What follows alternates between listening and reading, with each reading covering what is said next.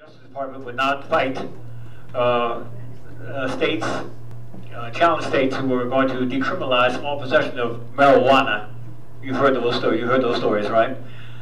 As a Nassau County executive, should you win the election, win the primary, and then win the election, what would your mindset be on the decriminalization of small amounts of marijuana? We're dealing with like stop and frisk and that sort of thing.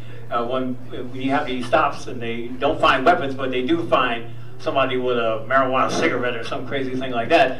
But that's a small amount. What's your position on that? First off, decriminalization of small amounts. We got bigger problems than small amounts of reefer in our kids' lives. Right. Heroin is a big problem here in Nassau County. Putting 16 and 17-year-old kids in jail for small crimes, which lead to bigger crimes, is a problem. I think marijuana at some point in our future, just like gay rights changed over time, will probably be considered no more or worse dangerous than alcohol. If you go to California, if you go to Colorado, they feel that way right now. Too many young men of color are in jail for wrong reasons, and that is one of them. And once you're put in the system, you never get out of the system. Yes, sir. Right? Yes, so I don't condone smoking pot. I don't condone possessing it. We talk about what happens if my kids caught it. It'd be a major problem.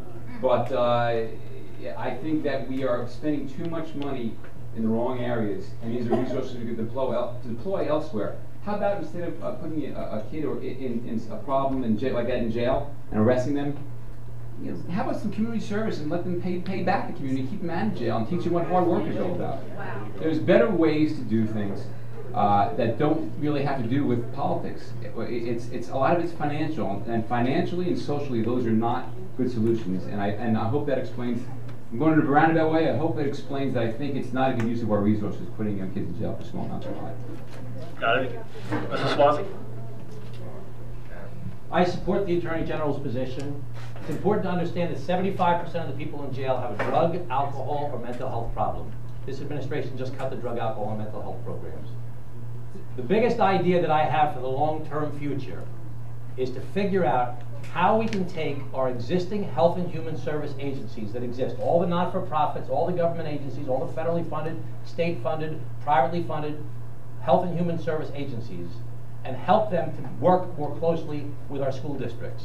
Because right now, if you look at test scores in the best schools and the most troubled schools, at 3rd grade, the kids' scores are pretty close. By 8th grade, the kids in the high-risk school districts, their grades have fallen off the face of the earth. So what happens from 3rd grade to 8th grade? Kids go through puberty, they go through adolescence, they get their problems at home that start to manifest in their life. Their teachers see these things happening. They see a kid falling asleep in class. They see a kid starting to act out and get in fights. They see their grades dropping. They see these things happen. The problem is there's not enough resources to address the volume of problems that exist in high-risk school districts. And there's not going to be enough money. The state's not going to all of a sudden come in, or the taxpayer's going to come in and say, we're going to raise your property tax, and we're going to give you the state aid to put in more guidance counselors and more social workers and more school psychologists. It's not going to happen. We need to take the existing health and human service agencies, billions of dollars of revenue, of spending each year, that right now handles emergencies once people come knocking on the door for the problem afterwards, and bring them into the school district where they're coordinated with the school district. So when the school district identifies a kid starting to go off the tracks, that there's someone there to be a caseworker to help mentor that kid and to find out what's going on in their family to help solve the problem. It's not a Democrat or Republican thing either. It's not an ideological thing. It's a management thing. Okay, is that time, did you say? No, you got a little more time. You have to try. I started something like this in the Roosevelt School District at the end of my term in office. I got a lot of pushback, but there's still mental health counselors in the school district now. We need to have more help from these agencies working together with the school district. Again, it's about relationships. There's got to be trust between the county, which runs the health and human services, or a lot of the health and human services in the county, and the school districts, and that requires relationships.